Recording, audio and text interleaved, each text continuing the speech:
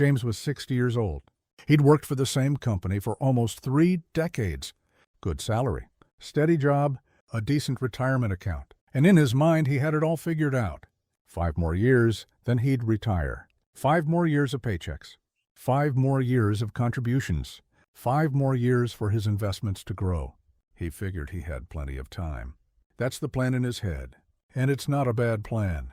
It just doesn't match reality. Then, one Tuesday morning, his manager called him into the office. James walked in expecting the usual small talk. Instead, his manager said, "We're offering early retirement packages." James froze. 5 years? That was the number he'd been counting on his whole life. And suddenly, those 5 years weren't guaranteed anymore.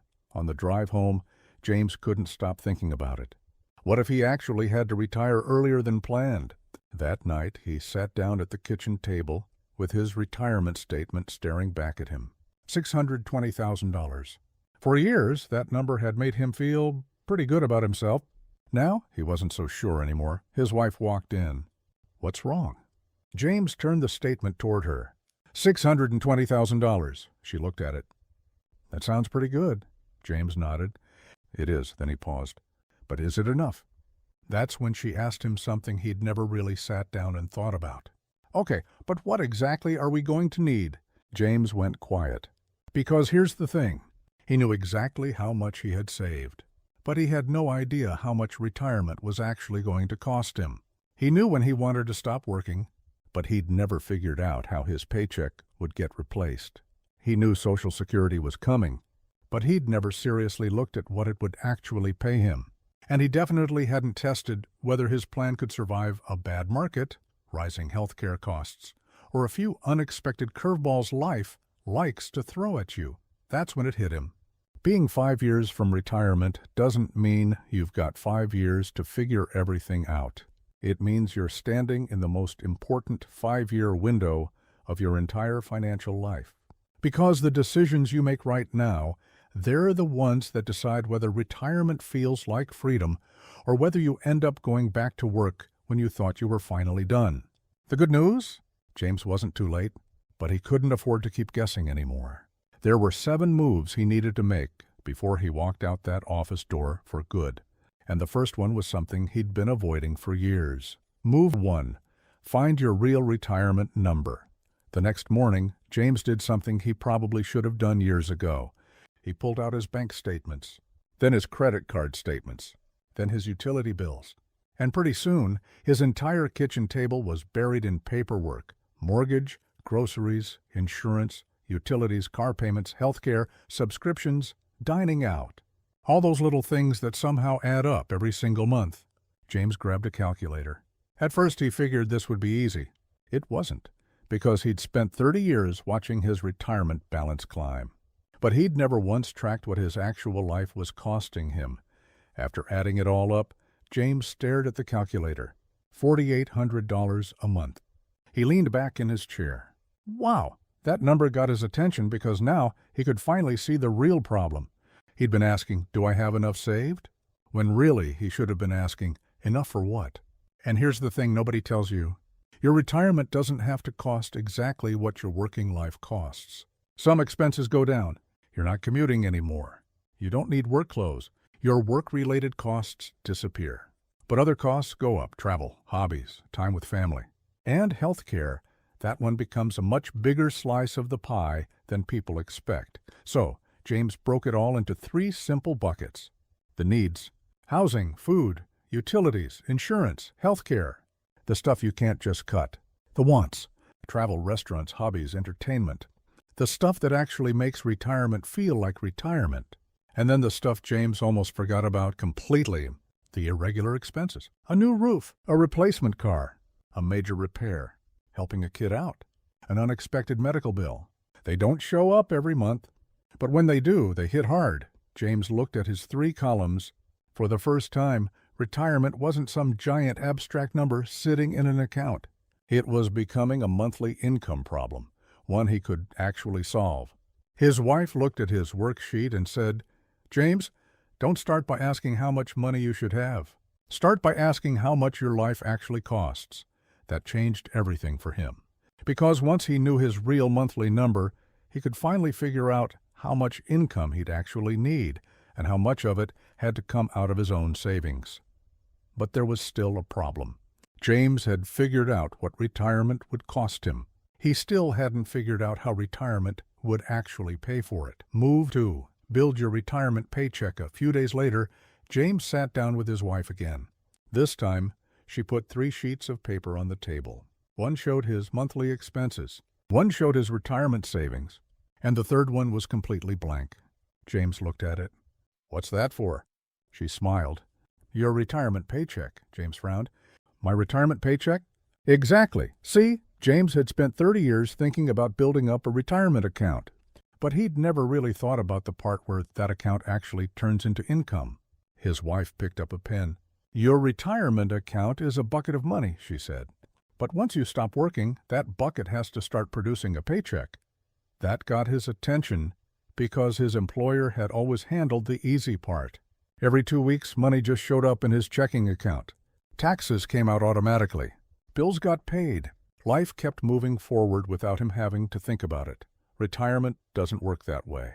Nobody's handing James a paycheck every other Friday anymore.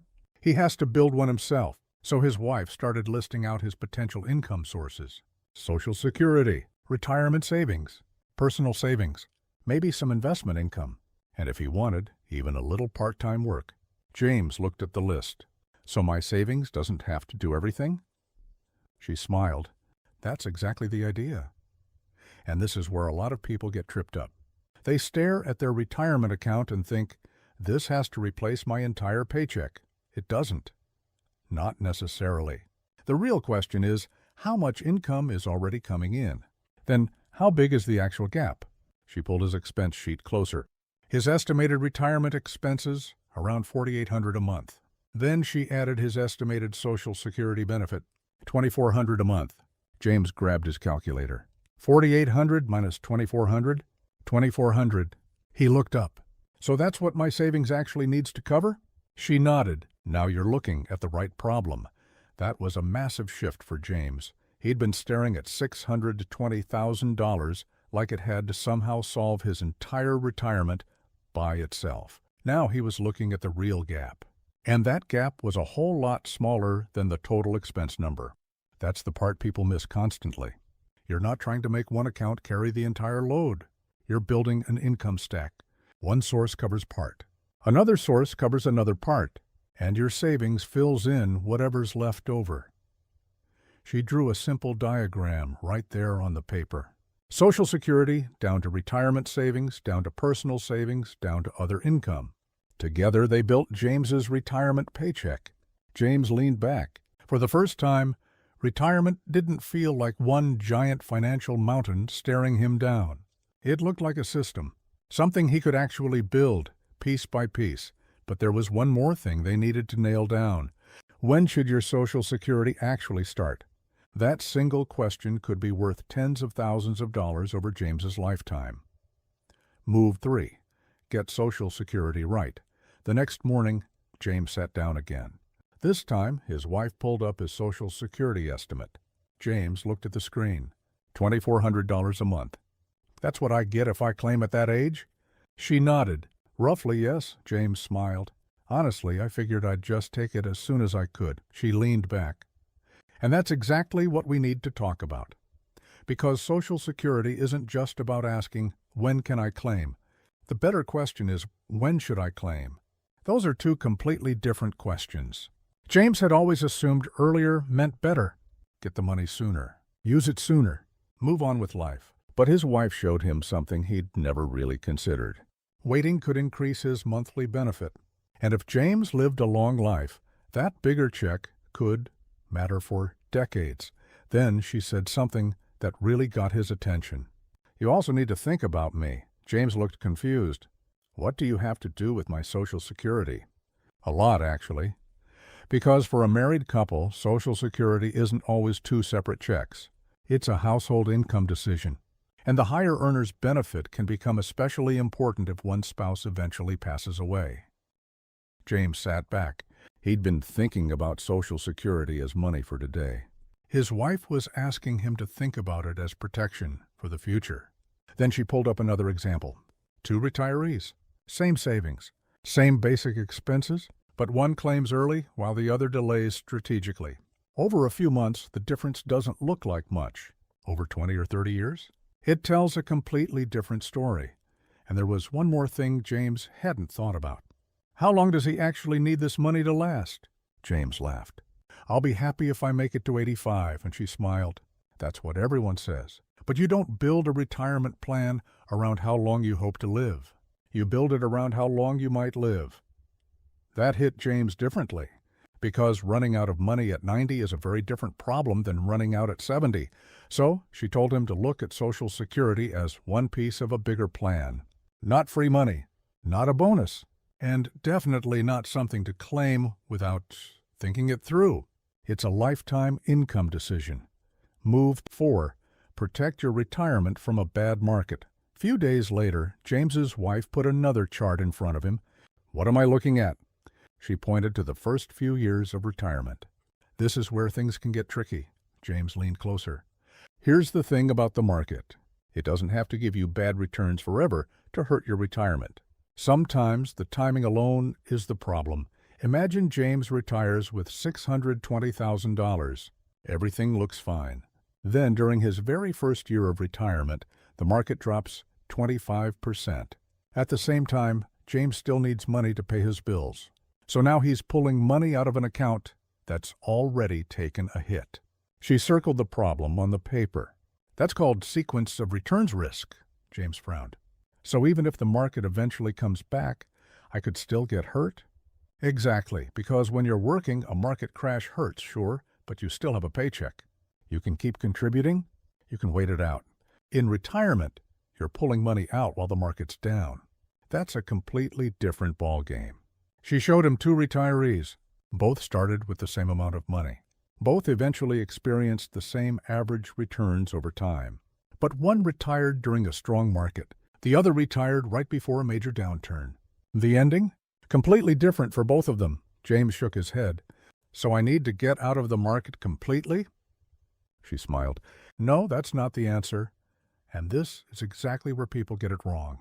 The goal isn't to avoid every single market drop. You can't. The goal is making sure a market drop doesn't force you to sell your investments at the worst possible moment. She drew a simple cash buffer on the worksheet. Think of this as your shock absorber.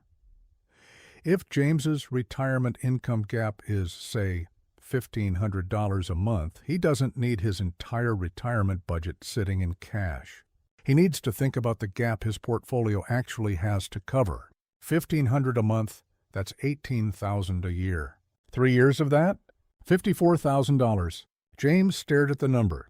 So instead of trying to protect my entire $4,800 monthly budget, I might only need to protect the part my investments actually have to cover.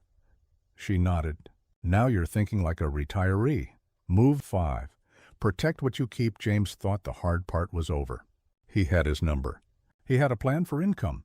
He was thinking clearly about Social Security. He had a strategy for a bad market. But his wife wasn't ready to let him off the hook just yet. She wrote 3 words on the whiteboard: taxes, healthcare, debt. James looked at them. Those are the things that can mess up my retirement? She nodded. Absolutely. First, taxes.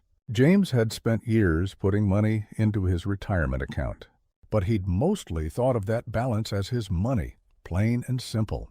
She reminded him, some of that money might still be taxable when you take it out. James frowned. So even if my account says $620,000, I can't necessarily spend all of it. Right? That was another wake-up call. Because retirement planning isn't just about how much you have. It's about how much you actually get to keep. Then health care. James had always figured Medicare would just take care of everything. But she told him to look closer: premiums, deductibles, co-pays, prescription costs, and the possibility of long-term care down the road. None of that fits neatly into a monthly budget on autopilot. And then debt. James still had a few years left on his mortgage, plus a car payment. She looked at him. Think about what happens when that paycheck disappears. James knew exactly what she meant. A debt payment that feels manageable while you're working can feel completely different when you're living on retirement income. So she gave him a simple assignment. Before retirement, figure out what he'll owe in taxes, what health care could cost him, and most importantly, what he can eliminate before that paycheck disappears for good. Move. 6.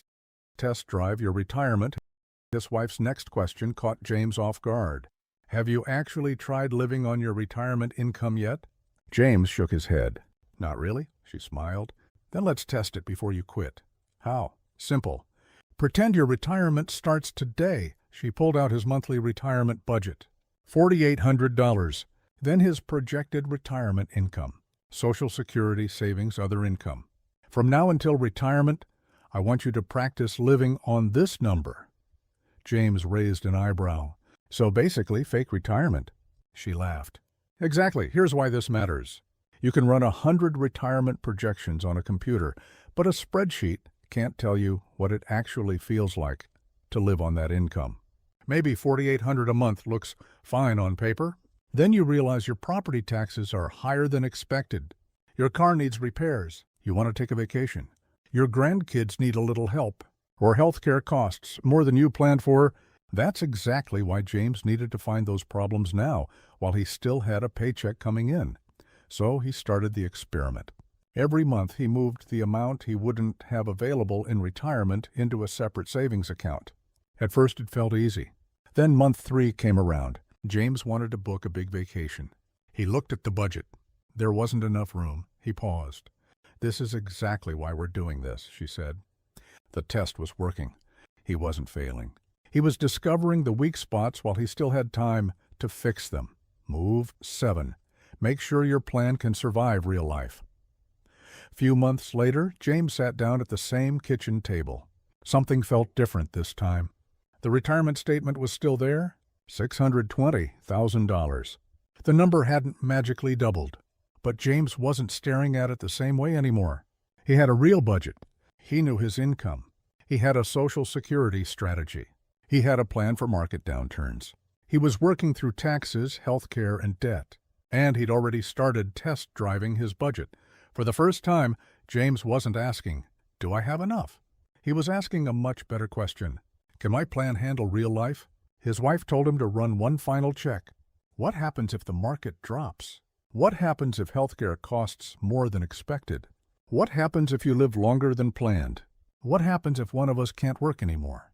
James wrote each question down, because a good retirement plan isn't built around everything going perfectly. It's built around knowing exactly what you'll do when something doesn't. 5 years earlier, James thought retirement was something that would simply happen one day. Now, he understood retirement was something you actually build, one decision at a time. And if you're standing in that same 5-year window right now, don't wait until the last year to figure this stuff out. Start with a number James ignored for years. What does your life actually cost? Because once you know that, everything else gets a whole lot easier to figure out.